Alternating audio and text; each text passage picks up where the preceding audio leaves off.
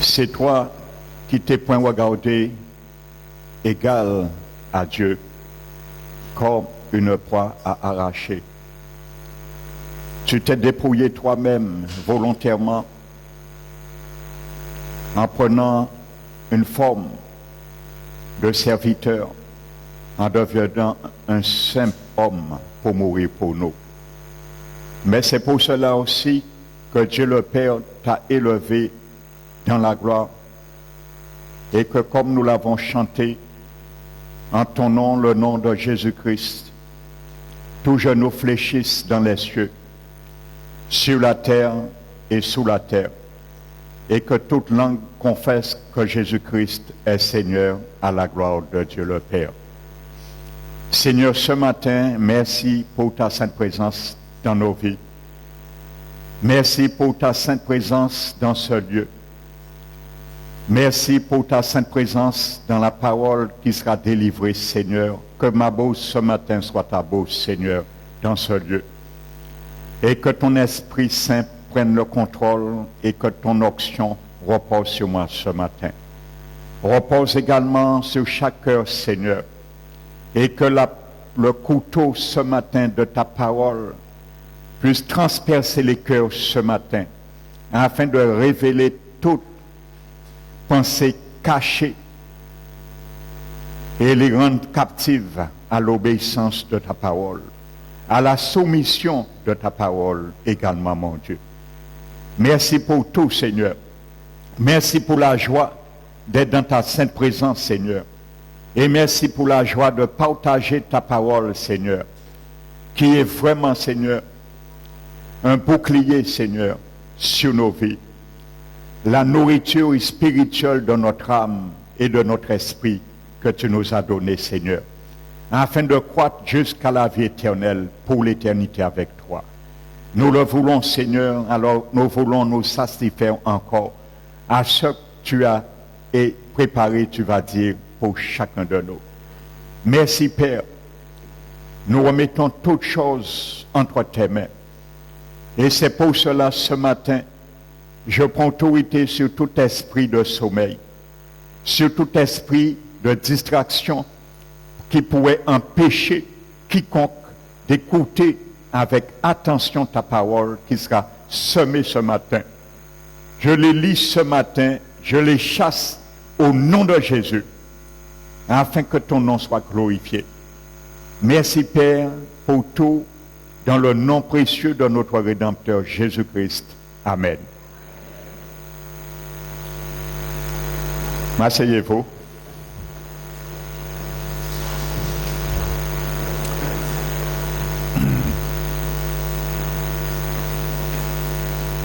Soyez bénis, frères et sœurs.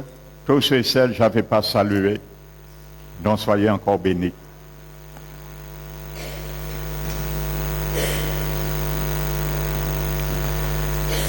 Amen. Donc tu es prédestiné. Je suis prédestiné à être sauvé. Alléluia. Je vais avancer pour ceux qui sont devant. Alléluia. Donc nous avons commencé dimanche cette prédication sur le vignoble qu'on trouve dans l'évangile de Jean, le chapitre 15.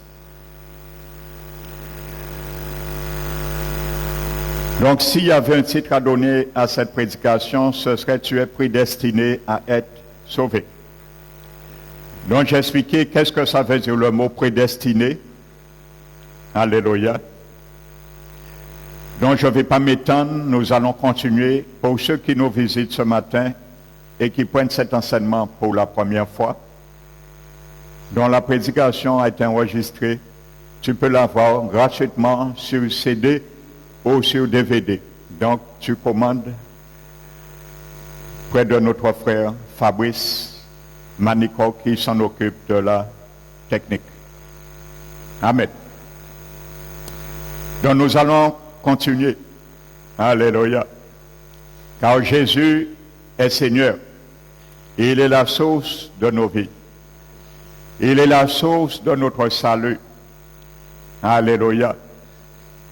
Vous savez, hier, je me suis entretenu ici avec deux personnes et il y avait une qui me posait la question, mais pourquoi on dit que Jésus est Dieu?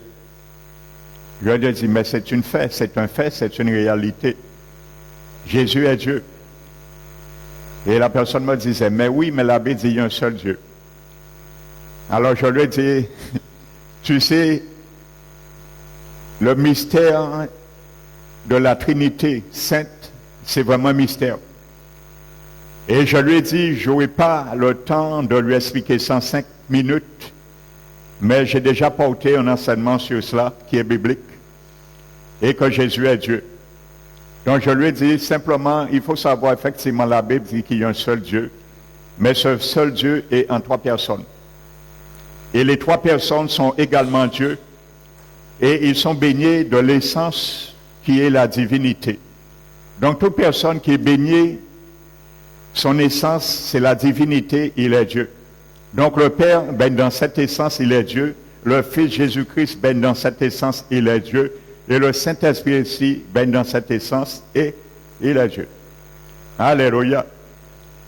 Donc la Bible le définit explicitement que Jésus est Dieu. Il y a beaucoup de versets qui le disent. Il y a le verset qui dit que la grâce excellente de Dieu manifestée pour tous les hommes a été source de grâce, a été manifestée pour tous les hommes, qui nous invite à vivre dans ce siècle présent selon la piété et la vérité, et de renoncer à toute convoitise mondaine et à l'impiété. La Bible dit en attendant la bien-espérance, heureuse espérance et la manifestation glorieuse de notre Seigneur Jésus et de notre grand Dieu et Seigneur Sauveur Jésus-Christ. En attendant la bienheureuse manifestation et la espérance et la glorieuse manifestation de notre grand Dieu et Seigneur Jésus. Dans le grec, le mot « et » est une conjonction qu'on appelle « K-A-I ». Dans le grec, cette conjonction qu'on a mis pour « et » veut dire « c'est-à-dire ». Donc littéralement, la Bible dit que le Jésus, le grand Dieu, c'est-à-dire Sauveur Jésus. Ça veut dire que Jésus est aussi Sauveur et il est ce grand Dieu.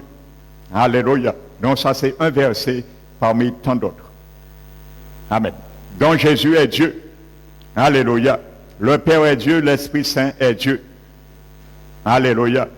C'est un mystère qui n'est pas caché mais qui est développé dans la Bible depuis Genèse jusqu'à l'Apocalypse. Donc nous allons continuer. Ce grand Dieu, notre Seigneur Jésus, nous avons vu dans Jean 15, dit, je suis le vrai sceptre. Alléluia, il est le vrai sceptre. Et il a dit, nous les chrétiens, nous sommes les sarments. Donc ce matin, si tu es habité par l'Esprit de Dieu, tu es un sarment. Si tu n'es pas habité par l'Esprit de Dieu, tu n'es pas un sarment. Tu es à l'extérieur du sceptre. Alléluia. Nous l'avons vu. Donc j'ai illustré ça par un schéma pour bien comprendre que le parabole du vignoble, il y a 4 personnages qui est impliqué. Alléluia. Le tronc, le sceptre, c'est Jésus. Alléluia. Les sarments, nous, les chrétiens, les branches, la sève qui coule depuis la racine, qui se propage à travers chaque branche dans le but de porter du fruit. Alléluia. Afin que le Père soit glorifié. Donc la sève est représentée comme le Saint-Esprit. Et le Père qui est le vigneron. Je disais, il agit à l'extérieur de nos vies, mais il agit également à l'intérieur. Amen. Donc il y a ces 4 personnages qu'on retrouve dans cette parabole. Alléluia. Et je disais que c'est une parabole qui est très lue dans le monde chrétien, évangélique, mais qui n'est pas très bien compris. Alléluia. Donc c'est pour cela que j'ai pris le tableau pour pouvoir illustrer ce fait. Amen. Donc Jésus a dit, nous sommes les sarments. Il dit, tout sarment qui est en moi et qui ne porte pas du fruit, le Père va le retrancher. Il va le couper. Donc, il y a déjà, au moment que Jésus donnait cette parabole, il y a un sarment qui était déjà retranché du sceptre. Il s'appelle Judas. Je m'excuse. Il s'appelle Judas. Alléluia. Donc, il était déjà retranché. Au moment que Jésus donnait cette parabole, et je disais que Jésus a donné cette parabole par rapport à Judas qui venait être retranché. Amen. Donc maintenant, il est retranché et la Bible est claire. Jésus a dit, tout sarment qui est en moi et qui ne porte pas de fruit, le Père le retranche. Alléluia. Donc ça veut dire que Judas est retranché, il ne peut plus revenir. C'est fini pour lui. Alléluia. Donc si un chrétien également a été retranché du corps du Christ, c'est fini pour lui.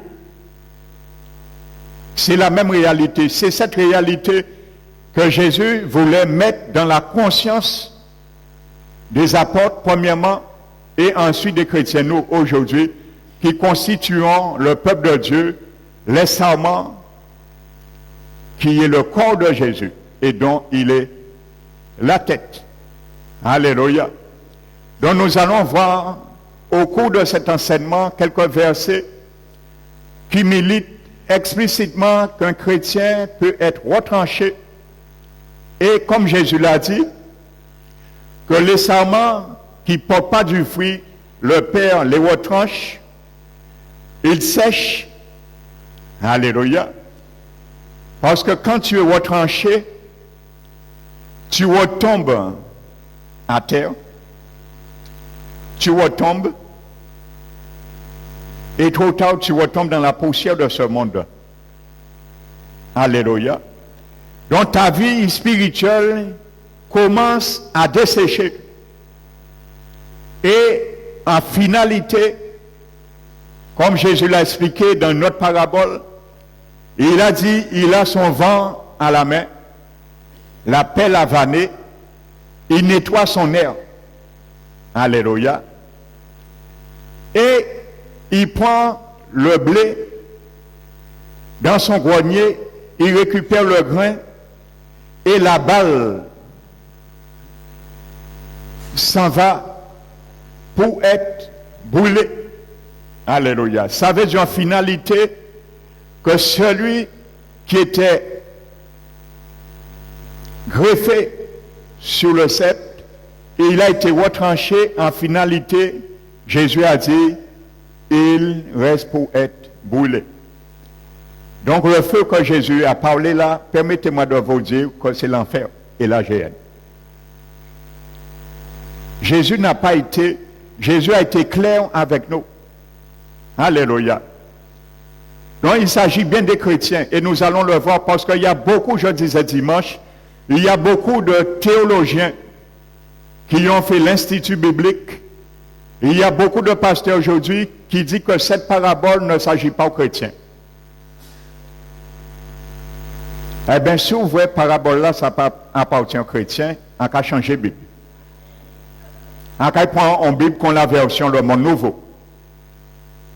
Parce que la Bible, la version Le Monde Nouveau, sont Bibles falsifiées. Alors on peut prendre la Bible là, ça, plutôt. Alléluia. Mais non, ça s'agit bien des chrétiens. Alléluia. Donc Jésus dit maintenant, nous avons vu, il parle de celui qui est en moi. Nous allons continuer. Et au verset 4, il dit celui qui demeure en moi. Alléluia. Donc, être en Jésus et demeurer en Jésus, c'est deux choses différentes. Tous les chrétiens qui sont sauvés, si ce matin, toi qui es dans cette salle, tu n'as pas encore fait paix avec Jésus, ça veut dire que tu ne l'as pas encore accepté dans ta vie comme Sauveur et Seigneur. Pour devenir une branche, un sarment que Jésus prend, comme l'olivier sauvage qui nous a dit par Paul dans Romains 11, pour le greffer dans le cep. Tu peux devenir ce matin. Au moment où tu confesses que Jésus, tu l'acceptes dans ta vie, dans ton cœur, comme ton Sauveur et ton Seigneur, à ce moment, tu es purifié par la parole de Dieu que tu as entendue, qui t'invite à donner ta vie au Seigneur. Ton cœur, par la parole que tu as entendue, est purifié. Et à ce moment, le Saint-Esprit de Dieu rentre dans ton cœur, parce que la porte a été ouverte. Il rentre dans ton cœur. C'est un miracle que tu ne vois pas, mais qui est réel. Et il rentre dans ton cœur et il s'assit sur le trône de ton esprit. Et c'est là qu'il demeure. Afin que tu puisses marcher par l'esprit, par le Saint-Esprit qui habite ton esprit, qui font un, et que ton esprit également marche par le Saint-Esprit. Et en aboutissement, que tu portes du fruit. Le fruit n'est pas ton fruit, ce n'est pas mon fruit, mais le fruit du tronc. Alléluia. Parce qu'un sarment n'a pas de fruit qui demeure en lui-même. Il porte le fruit du sceptre. Alléluia. Et c'est le fruit qui permet de constater si la branche est stérile ou si la branche est remplie de vie. Alléluia.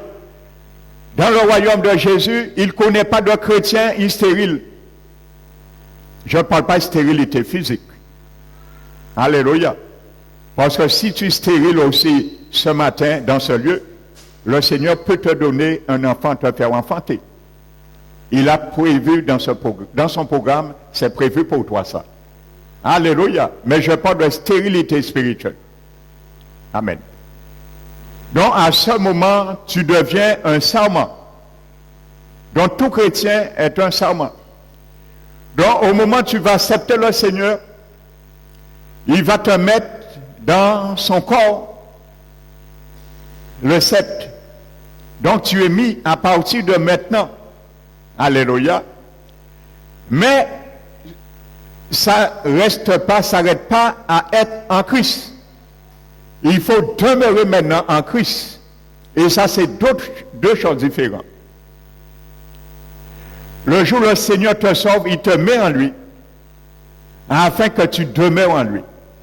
Demeurer en Christ, c'est le laisser vivre en nous. Alléluia. Comme il a dit, si je demeure en vous, et mes paroles, si vous demeurez en moi et mes paroles demeurent en vous, vous porterez du fruit. Alléluia. Donc nous viendrons tout à l'heure. Au verset 3, Jésus dit, vous êtes déjà purs à cause de la parole que je vous ai annoncée. Amen. Pourquoi Jésus dit aux apôtres, vous êtes déjà purs à cause de la parole que je vous ai annoncée? Parce qu'ils ont cru à la parole de Jésus. Ils ont été purifiés par anticipation, bien que Jésus n'était pas encore mort au moment qu'il donne cette parabole, mais ils étaient sur le bénéfice déjà du pardon de la grâce de Jésus, comme c'est une réalité. Ça veut dire que Jésus expliquait, au moment que Jésus purifie ton cœur par la parole de l'évangile, alléluia, tu es déjà disposé à les moyens de porter du fruit. Amen. Et c'est pour cela, dans Jean 13, nous avons vu que Judas n'a pas été purifié par la parole, et c'est pour cela qu'il a été retranché. Alléluia. Et c'est pour cela, maintenant, il demande aux apôtres qui est déjà en Christ de demeurer maintenant. Amen. Si vous ne demeurez pas, le Père va vous retrancher. Alléluia. Vous savez, la Bible dit que les histoires de l'Ancien Testament nous a servi d'exemple. Nous allons voir ce que Dieu dit dans le prophète Ésaïe. Prenons Ésaïe, le chapitre 5.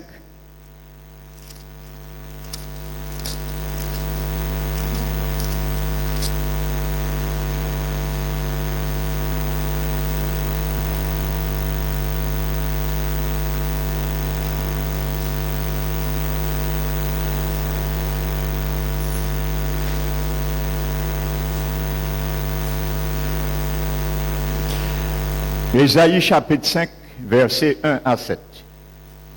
La Bible dit, je chanterai à mon bien-aimé le cantique de mon bien-aimé sur sa vigne. Israël était appelé la vigne de Dieu. Alléluia. Israël ancien, physique, était appelé la vigne de Dieu. Aujourd'hui, nous sommes Israël spirituel, nous sommes appelés la vigne de Dieu. Mon bien-aimé avait une vigne sur un couteau fertile. Il en remua le sol, ôta les pierres et y mit un plan délicieux. Il bâtit une tour au milieu d'elle et y creusa aussi une cuve. Puis il espéra qu'elle produirait de bons raisins.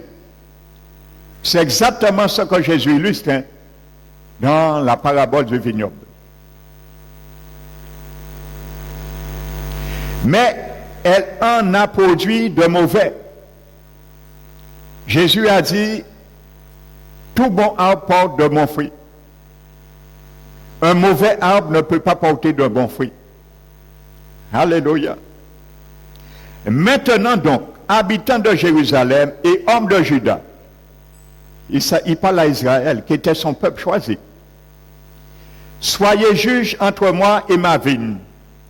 Qui avait-il encore à faire à ma vigne que je n'ai pas fait pour elle?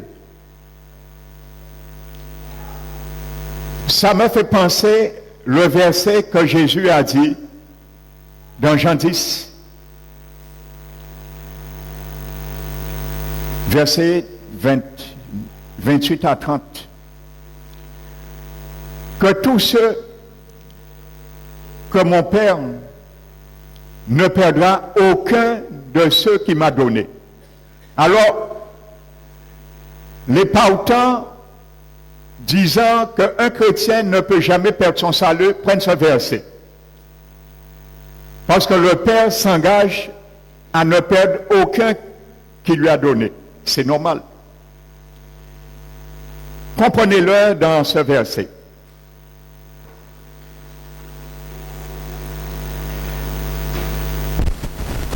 Il dit, qui avait-il encore à faire à ma vigne que je n'ai pas fait pour elle?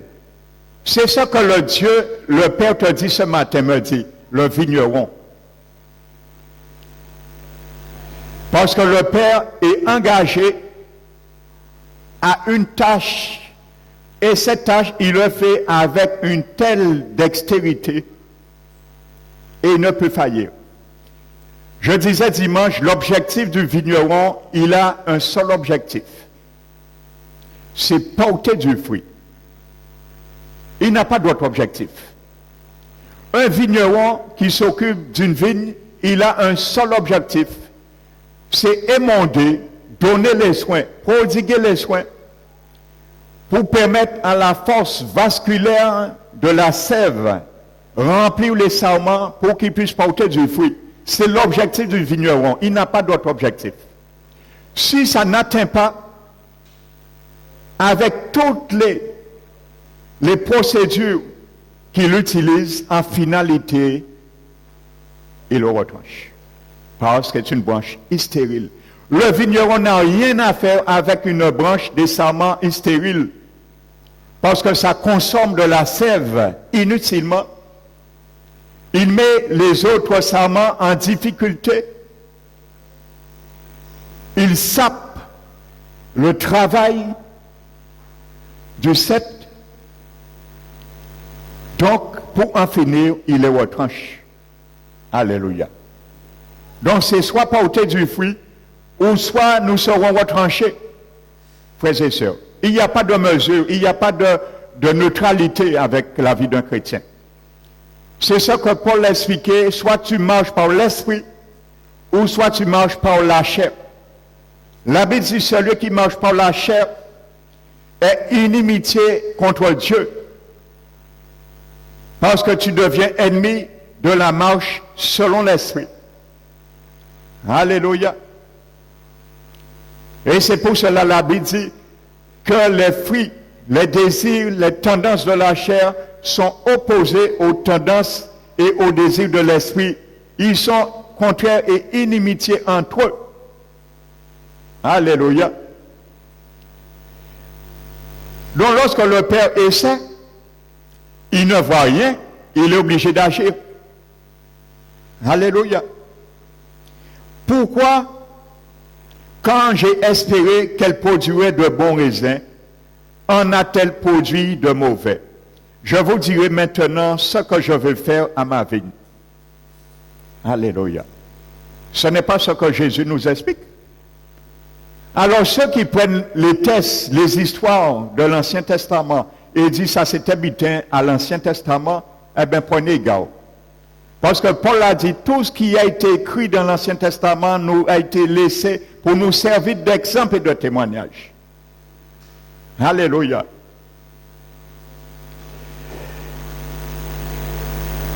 Il dit, je vous dirai maintenant ce que je vais faire à ma vigne. Mais à la place de la vigne, l'église. Tu peux mettre à la place de la vigne l'église ou le chrétien. C'est la même réalité. J'en arracherai la haie pour qu'elle soit broutée. J'en abattrai la clôture pour qu'elle soit foulée aux pieds. Je la réduirai en friche. Elle ne sera plus taillée ni cultivée. Alléluia. Quand tu ne laisses pas le vigneron t'émonder, tailler ta vie, parce que ça fait mal l'émondage. Nous le sentons pas. Mais lorsqu'on prend une cisaille pour émonder une branche, ça fait mal à la branche. Alléluia. C'est exactement lorsqu'on nous met sur une table d'opération et on ampute un membre de notre corps. C'est la même souffrance que le serment. Ça fait mal. Parce que le mal, l'Éternel veut que nous ressentions la terreur du péché dans nos vies. Parce que c'est le péché qui va saper l'œuvre du vigneron. C'est le péché dans nos vies qui va saper l'œuvre de la sève, la vie du Saint-Esprit dans nos vies. Alors, lorsque nous nous entêtons, le vigneron est obligé de prendre sa cisaille. Alléluia.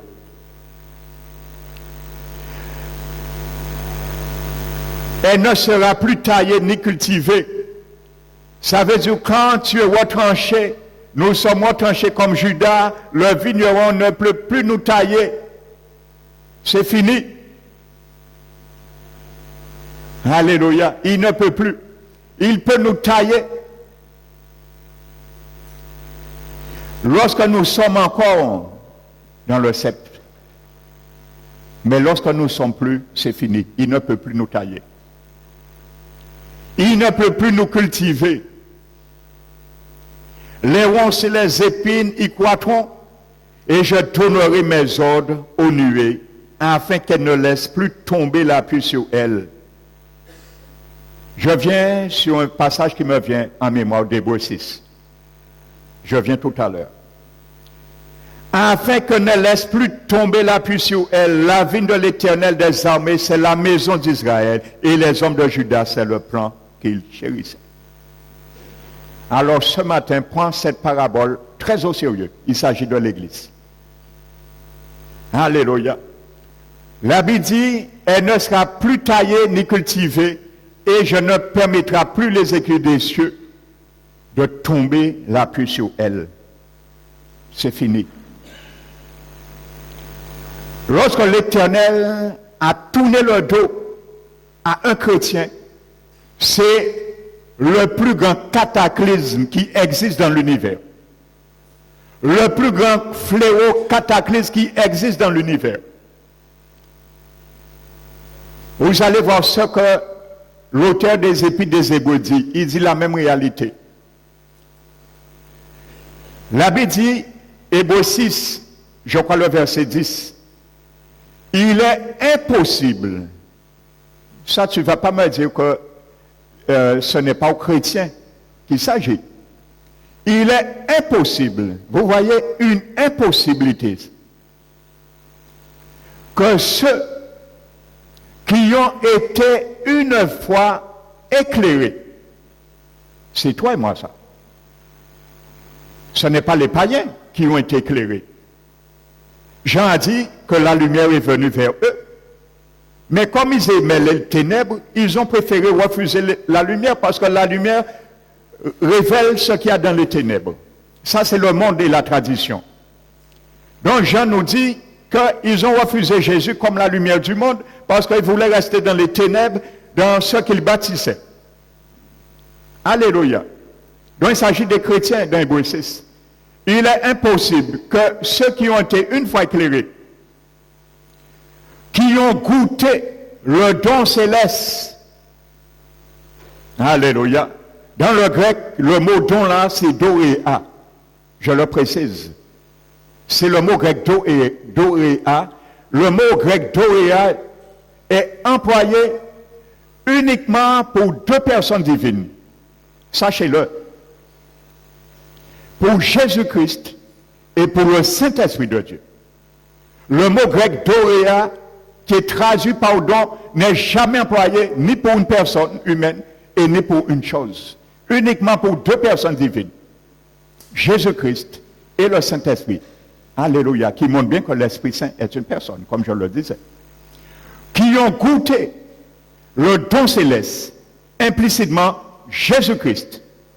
Comme Pierre a dit, si vous avez goûté que le Seigneur est bon, approchez-vous de lui, pierre vivante. Rejetez des hommes, mais choisissez précieux devant Dieu.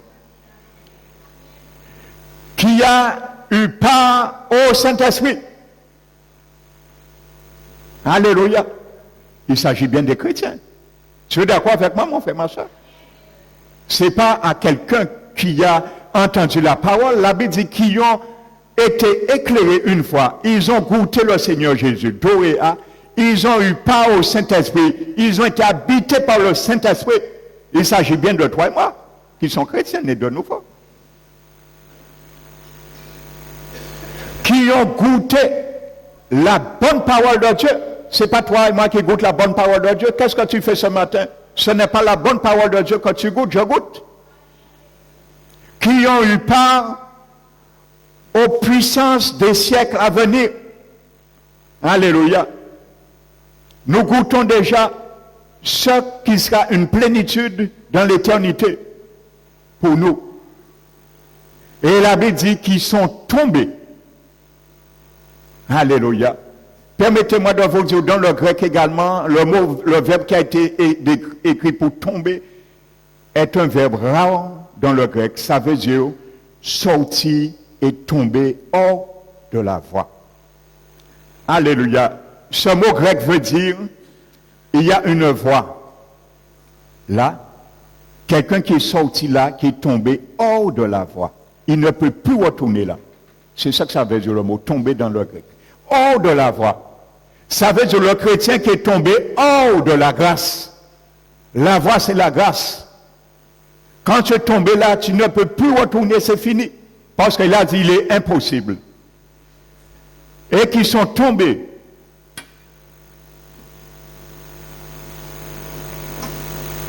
Puissent être renouvelés une seconde fois et ramenés à la repentance. car il crucifie pour sa part le Seigneur Jésus et l'expose à l'ignominie. Alléluia. Quand tu abandonnes la voie divine, tu exposes Jésus à l'ignominie. Et revenons maintenant la similitude avec Ésaïe 5. Je ne vais plus les tailler, les cultiver et permettre la pluie de tomber sur elles. Maintenant, le livre des Hébreux nous explique qu'est-ce que l'auteur explique par là. Il dit tout de suite, il explique maintenant, il dit lorsqu'une terre qui a été abreuvée par la pluie qui tombe souvent sur elle est cultivée pour celui par qui il est cultivé, il participe à la bénédiction de l'Éternel. Quand le Père permet la pluie de t'arroser de bonnes saisons pour que tu puisses croître, porter du fruit, tu participes à la bénédiction de l'Éternel. Mais comme Ésaïe 5 dit, ils ont produit des ronces, des épines. Hébreu dit, mais si cette terre, la terre c'est toi mon frère, ma soeur, c'est moi. La terre c'est ta vie, c'est ton salut, c'est ma vie, c'est mon salut. Il a dit, si la terre produit des épines et des chardons, lisez la suite. Qui a Hébreu 6 ouvert? Lisez-le pour moi.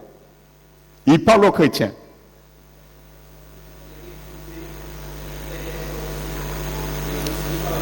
Alléluia. Il est réprouvé. La pluie qui tombe souvent sur elle, c'est l'œuvre du Saint-Esprit. La sève qui veut couler en toi, qui veut couler en moi, mais je l'interdis, je refuse parce que je suis dans la désobéissance et je vis dans le péché volontairement.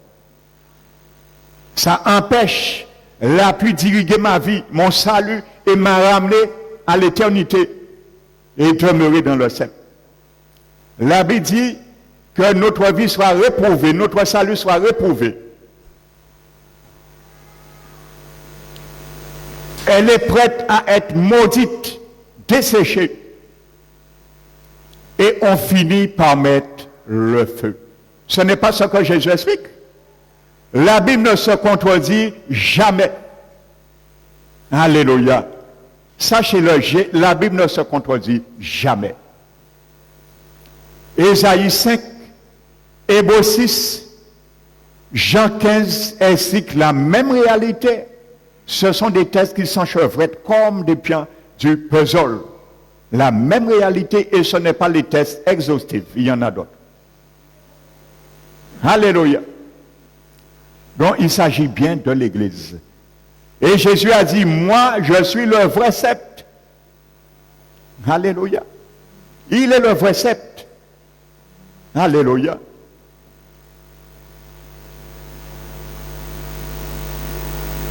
Donc pour montrer ce qu'est la vie chrétienne, Jésus compara un sceptre avec ses sarments. C'est ça la vie chrétienne. Alléluia. Beaucoup disent je suis chrétien. Et quand même beaucoup sont vraiment chrétiens. Ils disent je suis chrétien, mais ils ne sont pas vraiment chrétiens comme Jésus voulait les voir chrétiens. Et dire qu'ils sont chrétiens. Jésus explique qu'est-ce que la vie chrétienne? La vie chrétienne, c'est le sceptre qui est uni au sarment. C'est ça la vie chrétienne. Alléluia. Jésus a dit, sans moi, vous ne pouvez rien faire. Ça veut dire, si tu n'es pas en tête, tu n'es pas vraiment obéissant à tout ce que Jésus te demande et veut faire en nous, nous ne pouvons pas demeurer et nous ne pouvons rien faire sans Jésus. Quand nous prenons des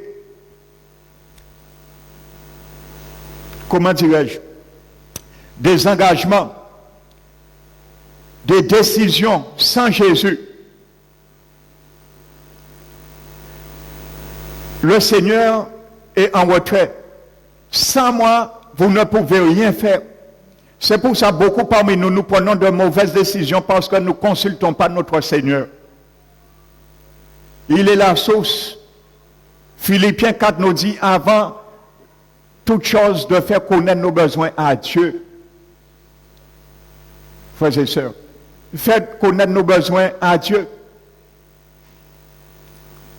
Hier soir, je lisais un témoignage, j'écoutais un témoignage d'une servante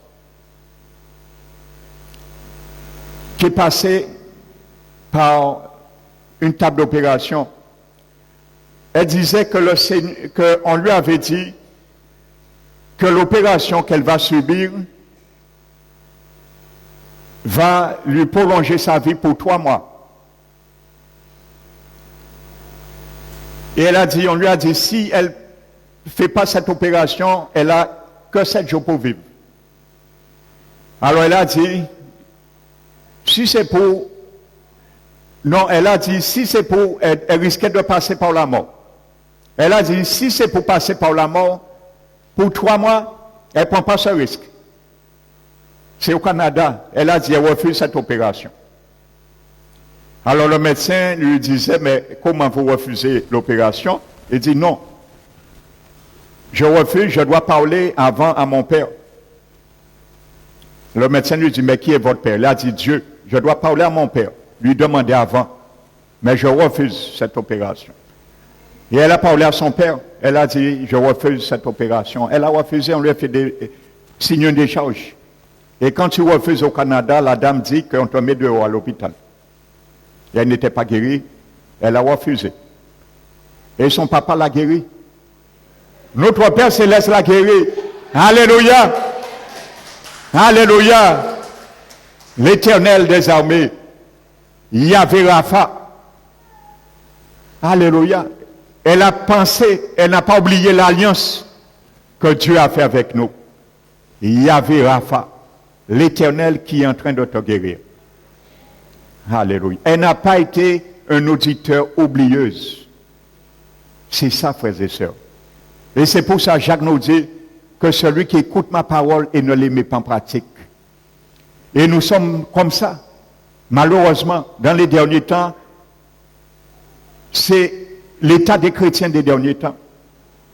Nous écoutons pour un temps, mais lorsque les choses arrivent pour mettre en réalité ce que nous avons écouté, nous avons oublié. Celui qui entend ma parole et qui ne les met pas en pratique est semblable à un homme après avoir regardé son visage dans un miroir naturel, s'en va et oublie aussitôt comment il était. Mais celui qui aura plongé son regard sur la loi parfaite, la loi de la liberté, n'étant pas un auditeur oublieux, la mettant en œuvre en persévérance, celui-là sera heureux dans ses activités. Alléluia. Elle n'a pas oublié la promesse de Dieu. Elle s'est rappelée. Elle n'a pas été quelqu'un qui s'était regardé un jour dans ce miroir, que Dieu disait, je suis l'Éternel qui te guérit, Yahvé Rapha. Et au moment venu des années après, oublie. Non. Elle a persévéré. Elle s'est souvenue. Et elle a mis sa foi. Alléluia. Et il a dit au médecin, la Bible me dit, avant toute chose, je dois faire connaître mes besoins à mon Père Céleste. Comme Philippiens. Et elle a été guérie. Alléluia. Voici un modèle de la foi. Amen. Donc les chrétiens sont les sarments. Donc de même, un sarment ne peut rien faire sans le cep qui l'alimente. Le chrétien ne peut vivre si l'Esprit Saint ne coule pas en lui. Si nous ne portons pas du fruit, c'est un signe, frères et sœurs, que l'Esprit de Christ n'est pas en nous ou ne travaille pas en nous. C'est un ou l'autre. Si un chrétien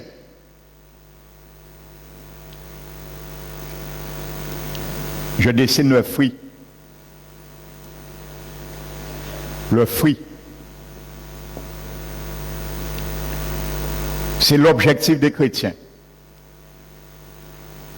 Tu es mis dans le cep, c'est pour porter du fruit.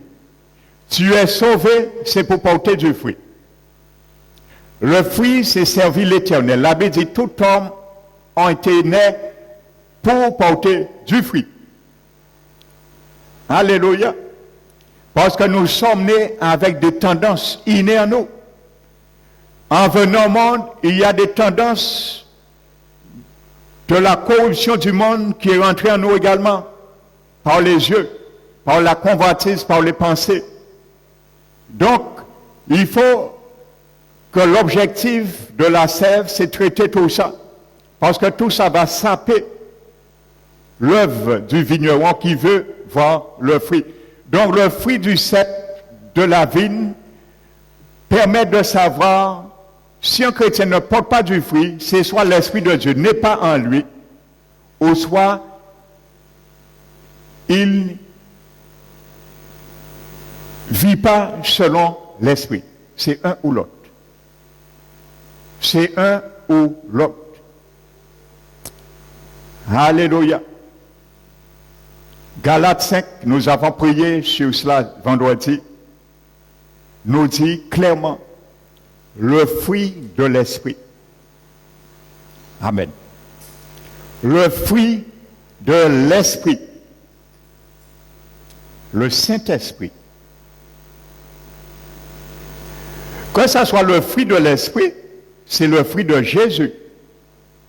Parce que le Saint-Esprit est venu apporter les vertus de Jésus. C'est pour cela parfois la Bible dit que nous avons l'Esprit du Christ en nous. Ce n'est pas l'Esprit humain de Jésus qui est en nous. Mais ça veut dire que le Saint-Esprit amène les vertus de Jésus en nous. Alléluia. C'est la même réalité dans l'Ancien Testament. L'huile d'olive représentait la présence et l'onction du Saint-Esprit. Parfois, Dieu disait de faire une onction composée qui était constituée de l'huile d'olive pure, puis additionnée avec plusieurs aromates. Et l'addition de l'huile d'olive pure et les aromates faisait une onction composée. Le Saint-Esprit vient en nous. Il est une onction composée. Parce qu'il est pur comme l'huile d'olive. Il est lui déjà l'huile pure. Et il vient avec la puissance de l'œuvre de la résurrection de Jésus. En lui, il apporte en nous. Alléluia. Il apporte les vertus de Jésus comme des aromates qui étaient additionnés, ajoutés à l'onction d'huile qui faisait une onction composée. C'est pour ça que quand la Bible parle de l'Esprit de Jésus, ça veut dire que ce n'est pas l'Esprit humain de Jésus qui vit en nous, mais c'est le Saint-Esprit qui amène les vertus de Jésus. Ça veut dire que c'est l'Esprit de Dieu qui va amener la vie de Jésus en nous. C'est l'Esprit de Dieu qui va amener le fruit de Jésus en nous, qui est lui-même l'amour, ainsi de suite. Les œuvres de Jésus, c'est l'Esprit Saint qui s'en charge, parce que c'est lui Jésus a envoyé dans nos vies pour établir toutes choses. Amen. Donc c'est pour cela la Bible nous dit que le fruit de l'Esprit, alléluia, ce n'est pas les fruits, mais le fruit de l'Esprit. La Bible nous dit c'est l'amour, la joie, amen, la paix, la patience, la bonté, la bienveillance, la foi, la douceur et la maîtrise de soi. Alléluia. Si on ne voit aucun fruit dans ces 9 tranches de l'amour qui est Jésus lui-même en nous, frères et sœurs, permettez-moi de vous dire, il y a un gros problème. Et c'est là un chrétien doit s'interpeller. Ce matin, tu es là. Si dans ta vie, depuis ta conversion, on ne voit jamais dans ta vie le fruit de l'amour, on ne voit jamais les fruits, les œuvres de la joie, tu es toujours fâché. Chez toi, tu es toujours fâché. Au travail, tu es toujours fâché. À l'église, tu es toujours fâché. Avec tes enfants, tu es toujours fâché. Avec ton mari, tu es toujours fâché. Avec ta femme, tu es toujours fâché. Avec ton patron, tu es toujours fâché. Avec tes collègues, tu es toujours fâché. Avec tes camarades, tu es toujours fâché. Avec tes voisins, tu es toujours fâché. Interpelle-toi ce matin. Interpelle-toi ce matin. Parce que la joie est un fruit, une tranche du fruit de l'esprit. Interpelle-toi. Je ne dis pas on doit être dans la joie. On est, je ne dis pas on doit être tous les jours dans la joie. C'est un ordre du Seigneur. Je le répète, soyez toujours joyeux dans le Seigneur. Dans le Seigneur. Pas dans la chair. Si on n'est pas joyeux, on est dans la chair, c'est normal. Parce que la Bible dit les œuvres de la chair sont manifestes. Mais si tu es dans le Seigneur, tu demeures, tu es toujours dans la joie. Même si les choses vont mal, même si on t'a traité de quoi que ce soit, même si on t'a dit quelque chose qui te déplaît, même si on ment sur toi, tu es dans la joie. Parce que si ton cœur ne te condamne pas, même si on ment sur toi, tu as l'assurance devant Dieu, dit la Bible. Dans le Seigneur, nous devons être toujours dans la joie. Alléluia. Ça ne veut pas dire que tu vis pas des situations difficiles. Alléluia. Tes enfants peut-être sont dans la drogue ou quoi que ce soit. Ton mari, ton épouse, ça nous tracasse, c'est normal et on doit gérer ça. Mais nous devons manifester la joie. Parce que si nous retirons nos regards sur notre propre sagesse, nous serons dans la joie parce que nous allons le remettre au Seigneur. Si nous voulons porter ce fardeau, c'est normal, ça prendra notre joie. Mais si nous déposons ce fardeau dans la main du Seigneur, il le prendra, il va nous alléger. Et la joie sera là.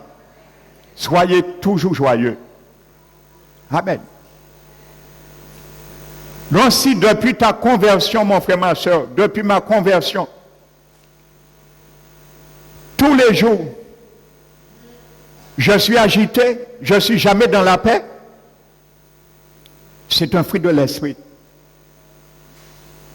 Je ne suis jamais dans la paix. Interpellons-nous aussi. Parce que la paix est une tranche du fruit de l'esprit. La patience.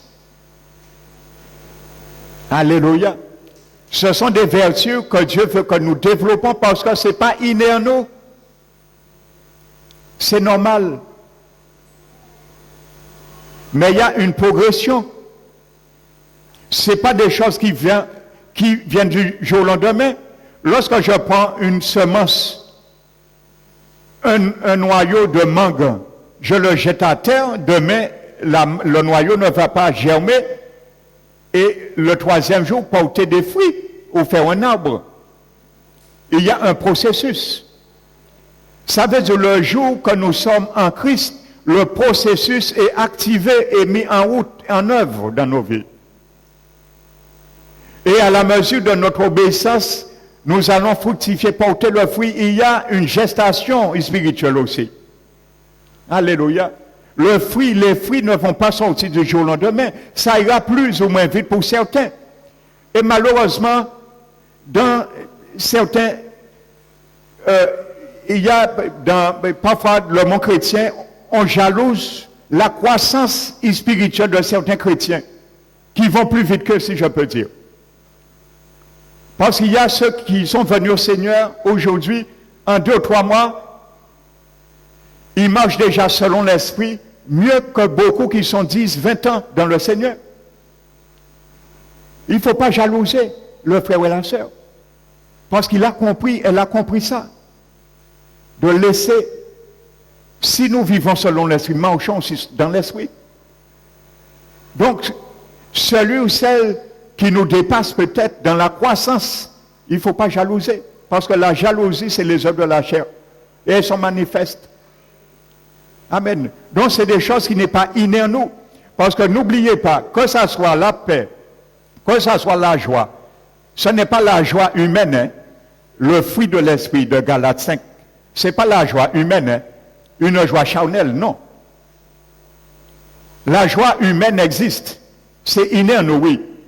Cette joie-là se manifeste par intérêt bien souvent. Je dis à mon épouse ou à mon mari, de faire ça, elle obéit, il est d'accord avec moi pour un projet. Je suis dans la joie. Parce qu'elle a satisfait à ma réponse, à ma demande, à mon attente, à ma vision. Mais s'il avait dit non, ça c'est la joie humaine. Mais la joie du Saint-Esprit, le fruit, ce n'est pas notre fruit. La joie que Dieu nous demande de développer, c'est la joie qui vient de Jésus. C'est à Jésus, ça la joie. Et pour développer cette joie qui vient de Jésus, il faut apprendre à le laisser croître et se développer.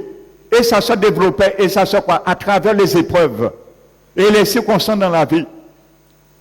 Donc la joie, ce fruit-là, mon mari ou ma femme sera ne pas d'accord avec moi, va me dire oui ou non, eh bien je serai quand même dans la joie. Même s'il dit non, elle dit non. Ça c'est la joie du Saint-Esprit. Alléluia. Il faut dissocier les fruits de l'esprit et les œuvres ou les fruits de la chair. Alléluia. Il y a la joie humaine, mais il y a la joie spirituelle, divine. La paix que nous parle le fruit de l'esprit, ce n'est pas une paix humaine. C'est pour cela, il ne faut pas que nous envions le monde. Lorsque nous sommes parfois harcelés ou persécutés, parce qu'il faut comprendre quelque chose, ces fruits-là, le monde ne les a pas. La paix que parle Galates 5 n'appartient pas au monde humainement. C'est une paix spirituelle, surnaturelle qui vient de Jésus. Et pour manifester cette paix, il faut que l'Esprit de Dieu habite en nous. Le Seigneur vit en nous par l'Esprit Saint pour manifester cette paix dans nos vies. Et aboutir au fruit de la paix, qu'on voit cette paix en nous, malgré les choses vont mal. Alléluia. Ça, c'est la paix. La Bible dit la paix de Dieu qui surpasse toute intelligence, garde nos cœurs et nos pensées en Jésus-Christ. En Jésus-Christ. Alléluia. Et ainsi de suite. Toutes les fruits, dont le fruit permet de comprendre deux choses. Soit nous sommes habités du Saint-Esprit, ou soit nous ne marchons pas par le Saint-Esprit de Dieu. Amen. Donc, je disais beaucoup.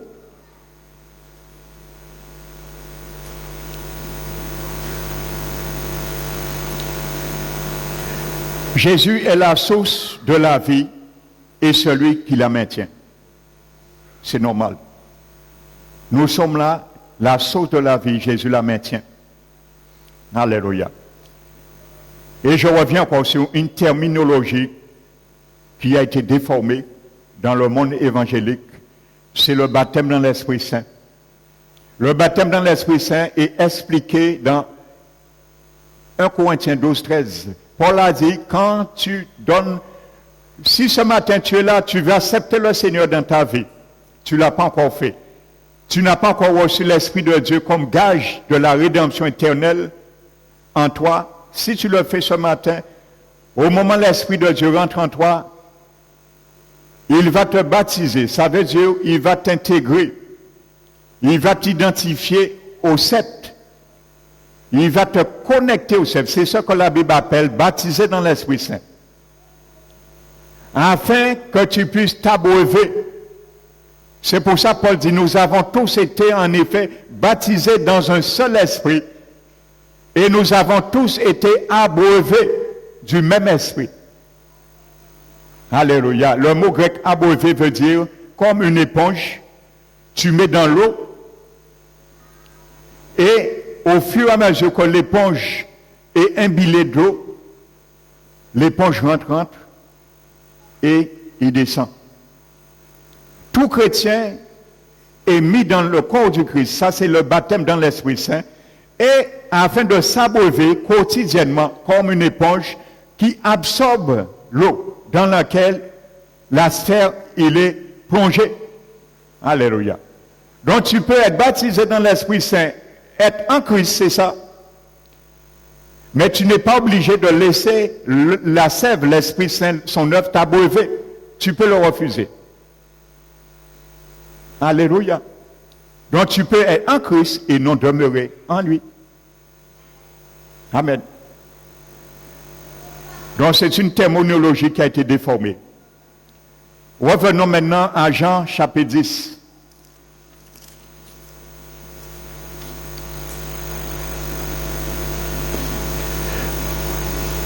Le verset, je faisais allusion, verset 27. Ce verset, on l'a pris disant que cette parabole ne s'adresse pas aux chrétiens. Mes brebis entendent ma voix. Je les connais et elles me suivent. Je leur donne la vie éternelle et elles ne périront jamais et personne ne les ravira de ma main. Alléluia. Vous avez entendu ce que Jésus a dit? Jésus dit, mes brebis entendent ma voix, je les connais et elles me suivent.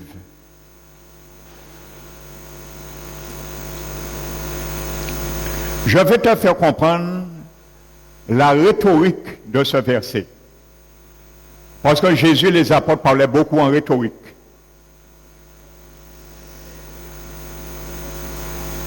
Je vais paraphraser. Quand Jésus dit, mes brebis entendent ma voix, je les connais et elles me suivent. Si tu entends la voix de ton berger, Jésus-Christ, tu entends sa voix, tu ne le suis pas. Est-ce que c'est ton berger? Oui ou non? Qui peut répondre? Ce n'est pas une question piège. Non. Jésus a dit, je suis le berger. Mes brebis entendent ma voix et ils me suivent. Si le berger t'appelle à le suivre, à marcher avec lui, tu entends sa voix et tu ne le suis pas.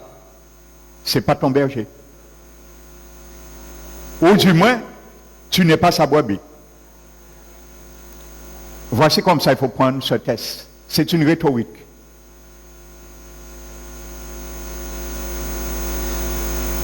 Parce qu'aujourd'hui, il y a beaucoup de chrétiens. Jésus est notre berger. Nous sommes tous ses brebis. Pourquoi quand Jésus nous appelle, nous faisons la sourde oreille parfois? Alléluia. Le Seigneur parle de l'absolu. C'est un verset, Jésus parle de l'absolu. Alléluia. Ça veut dire, quand l'abbé dit, mon Père qui me les a donnés est plus grand que tous, et personne ne peut les ravir de la main de mon Père. Ça veut dire que pour que personne ne puisse ravir les brebis dans la main du Père, il faut que tu laisses le Père qui est devenu ton vigneron sur ta vie exercer un émondage total comme il le veut. À ce moment, personne ne pourra te ravir, c'est normal. Tant nous serons dans l'obéissance, la sève va couler. Personne ne pourra nous ravir. Même si nous tombons dans nos faiblesses, nous nous relevons dans la repentance, personne ne pourra nous ravir. Alléluia. C'est comme ça qu'il faut comprendre des versets. La Bible ne se contredit jamais, frères et sœurs. Comprends quelque chose, ce verset de Jean 10. Quand tu souscris une assurance de moto, de voiture, de maison, de ton entreprise, tout ce que tu veux, tu prescris une assurance qui est souscrit pour une année. Du moment où tu as signé, même si l'année n'est pas achevée, l'assurance prend en compte tout ce qui se fera au cours de l'année. Alléluia. Mais si volontairement, Tu incendies ta voiture, ta maison, l'assurance ne prend pas en compte. Bien que tu avais toute l'année pour bénéficier de cette souscription. C'est la même réalité. Dieu nous a donné la vie éternelle en espérance. La vie éternelle s'aboutit vers l'éternité. C'est ton assurance, mon assurance avec Dieu. Alléluia. Mais si je mets du feu sur mon propre salut, si je veux perdre mon propre salut, je perds l'assurance. Et ça ne rend pas compte, mon salut ne rend pas compte non plus. Je perds l'espérance. C'est la même réalité. Alléluia. Si je veux vivre volontairement de faire la grâce de Dieu comme une solution de vie selon le péché, je perdrai toute assurance qui est dans mon contrat. Alléluia.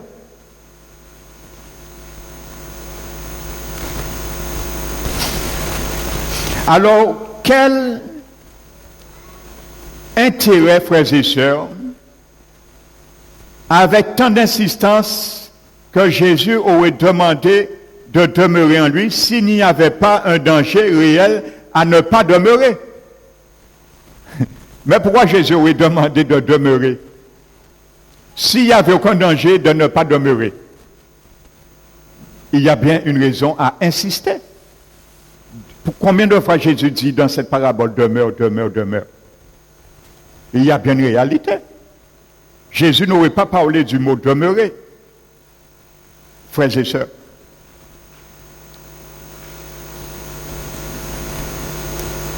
Un sarment qui ne produit pas du fruit n'est bon que pour le feu, la Bible dit. Alléluia. Un serment qui ne porte pas du fruit est fait que pour le feu. Prenez Ézéchiel 15. Reprenons Ézéchiel maintenant.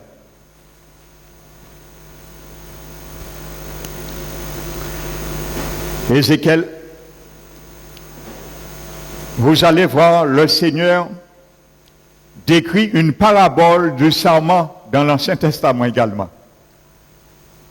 Parabole du sarment de l'Ancien Testament, 1 à 8. La parole de l'Éternel me fut adressée en ces mots. Fils de l'homme, le bois de la vigne, qu'a-t-il de plus que tout autre arbre? Alléluia. Le sarment qui est parmi les arbres de la forêt. Prend-on de ce bois pour fabriquer un ouvrage? En tire-t-on une cheville pour y suspendre un objet quelconque? Voici, on le met au feu pour le consumer. Le feu en consume les deux bouts et le milieu brûle. Sera-t-il bon à quelque chose? Voici, lorsqu'il était entier, on n'en faisait aucun ouvrage. Combien moins lorsque le feu l'a consumé et qu'il est brûlé? En pourra-t-on faire quelques ouvrages? C'est pourquoi ainsi le Seigneur parle l'Éternel.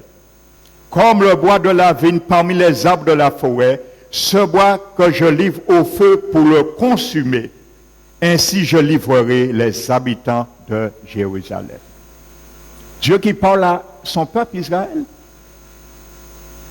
Dieu est un feu dévorant. Paul dit, considérez l'amour de Dieu, la bonté et la miséricorde et la sévérité de Dieu.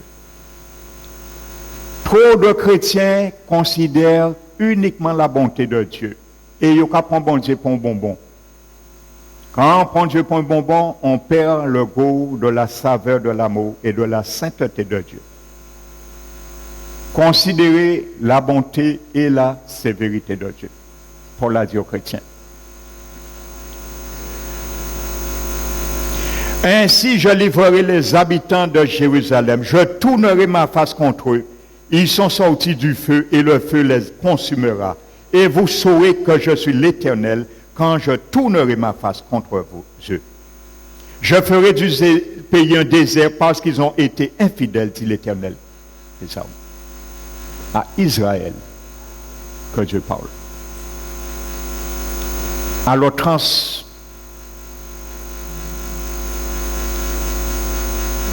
transporte ces versets à ce que Jésus. C'est la même parabole. Ça, c'est la parabole de l'Ancien Testament. Ça, c'est la parabole du Nouveau Testament. Amen. La même réalité. Il y a feu, il y a retranchement, il y a tournée d'eau,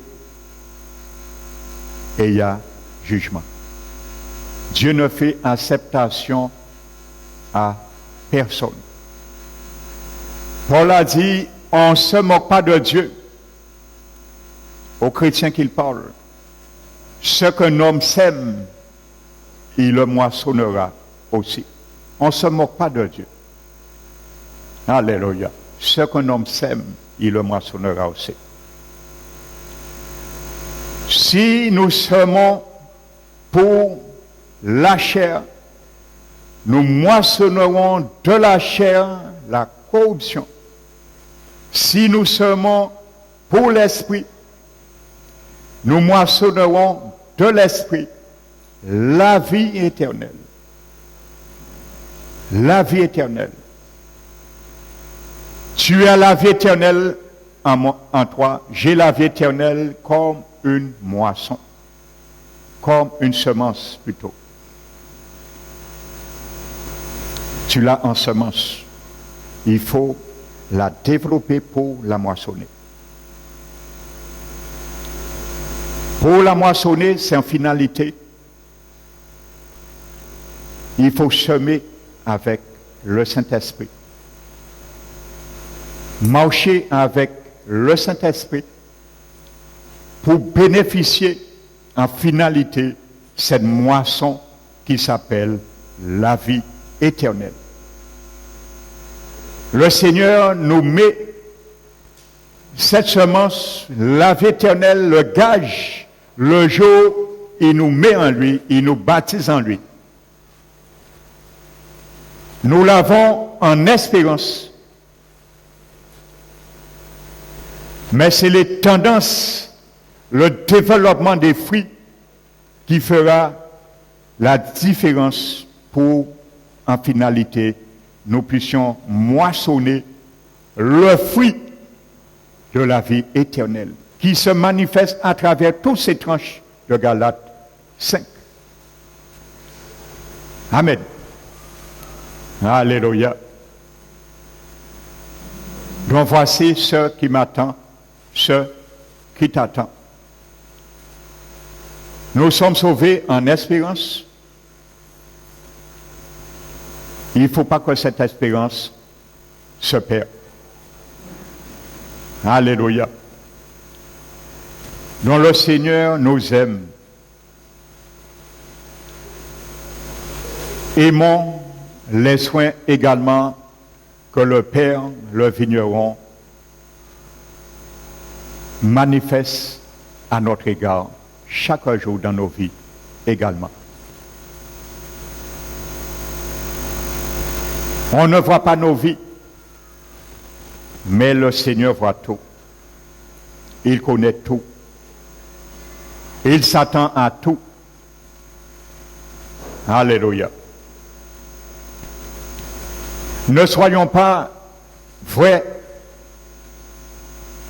dans les quatre coins d'une église. Et dehors, nous sommes une deuxième personne. Ne venons pas à l'église, frères et sœurs, laissant l'apparence de la nature divine en nous se manifester. Et dehors, la nature de la chair se manifeste dehors. Je ne vais jamais oublier un témoignage d'une servante du Seigneur. Elle a fait 2 expériences avec son Seigneur en esprit au ciel. Et dans le ciel, je donne ce témoignage en conclusion ce matin. Et je t'invite dimanche de venir entendre la suite. Et si tu n'as pas encore fait paix avec le Seigneur, tu n'es pas encore un sarment. Ça veut dire, tu crois, tu as ta foi, tu as ta croyance, tu as ta religion, tu as ta tradition, mais ça ne suffit pas. Toutes ces choses ne te placent pas dans le cercle. Tu es encore à l'extérieur. Si tu veux prendre part à la racine nourricière, comme Romains 11 le dit, il faut accepter le Seigneur aujourd'hui et te place. Et tu prendras place participant, tu deviendras participant à la racine nourricière. Et la Bible dit, si la racine est sainte, la branche l'est aussi, afin de sanctifier ta vie. Donc cette femme, le Seigneur au ciel a ouvert le livre de vie, un livre en or, que Paul Apocalypse, et dont la Bible dit le jugement dernier, Dieu va ouvrir ce livre. Et il va regarder, et il va voir les noms qui sont inscrits. Et c'est ça qui fera la différence. Ton nom est écrit ou n'est pas écrit. C'est un ou l'autre. Ton nom n'est pas écrit, tu n'appartiens pas à Dieu. Tu ne peux pas vivre l'éternité avec lui. Ton nom est inscrit, tu vivras l'éternité. Ce sera le critère du jugement dernier, la Bible nous dit dans l'Apocalypse. Cette femme a vu ce livre. Et Jésus ouvre le livre. Dans ce livre, il y a toutes les églises et le nom inscrit de tous les membres de toutes les églises du monde. Et voit-il pas que Jésus laisse la page de son église locale, parce qu'elle est retournée après dans son corps, et elle vit toujours, cette femme, elle a fait une expérience avec son esprit.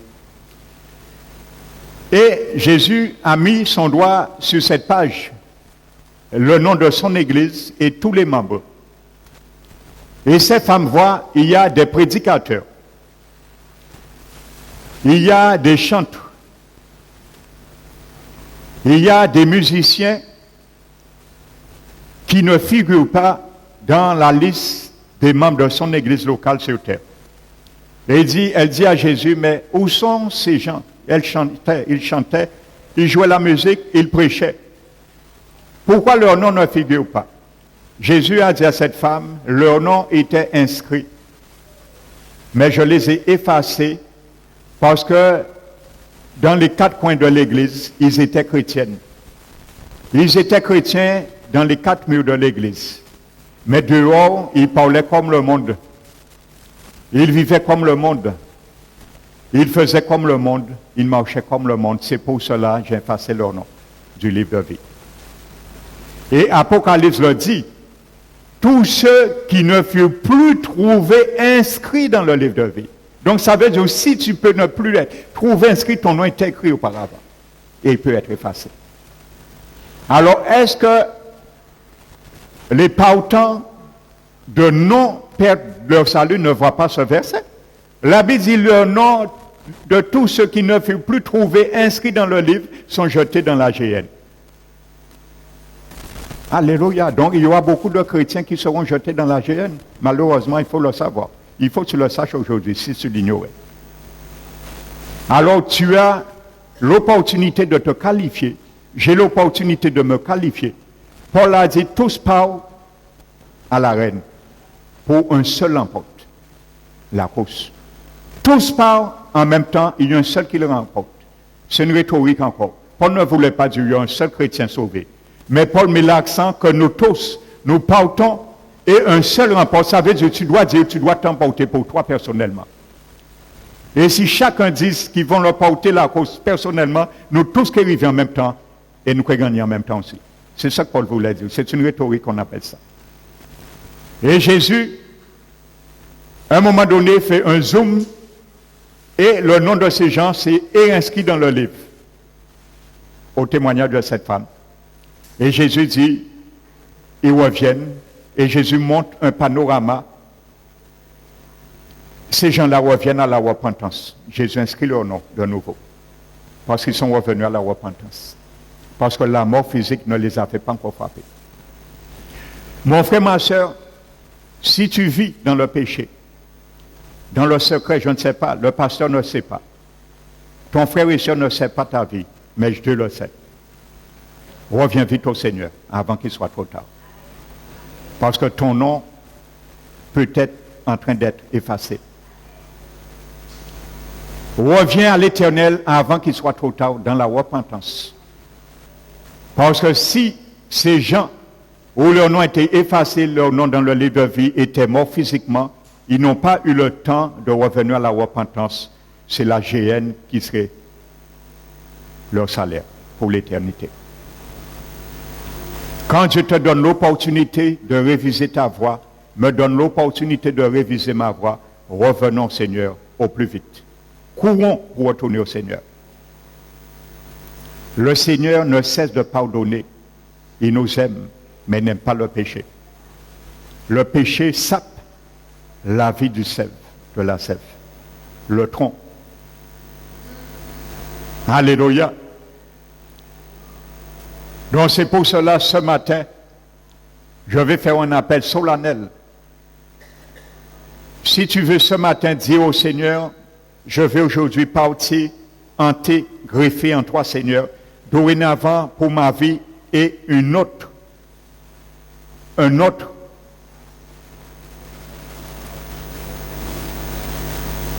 train maintenant, un autre aspect. Maintenant, c'est l'opportunité favorable que tu le dises à ton Dieu ce matin. Si tu veux vraiment ce matin faire alliance avec Jésus pour qu'il puisse te mettre dans son sceptre, t'appartenir, l'appartenir, faire un avec toi, demeurer en toi et toi demeurer en lui, ce matin, c'est une opportunité pour toi. Tu ne sais pas demain, qu'est-ce que ça peut t'enfanter. Donc si celui ou celle ce matin qui voudrait dire ce matin, Seigneur, je veux vraiment cette vie éternelle que tu me donnes. Je veux l'accepter ce matin, afin que ma vie, dorénavant, soit changée, ne soit plus la même. Afin que ce que tu étais en train de te battre avec les situations puisse retrouver la solution. Alors ce matin, si tu le veux, lève ta main. Alléluia. Donc si vraiment tu le veux, lève ta main. Amen. Donc celles qui ont levé leurs mains, mets-toi debout et avance-toi maintenant. Et tu vas demander à l'Éternel son Esprit Saint qui t'a promis.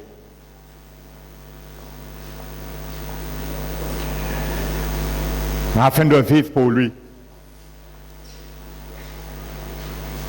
Parce qu'il est la source de la vie. Et c'est lui qui va activer cette vie en toi également. Amen.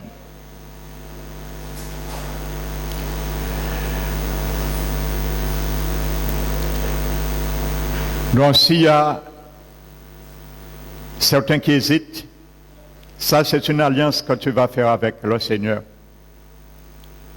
Il va prendre ta vie parce que tu vas remettre ta vie dans ses mains. Il sera le garant, le gérant de ta vie maintenant. En échange, il te donnera la vie éternelle. Une vie pour l'éternité et un jour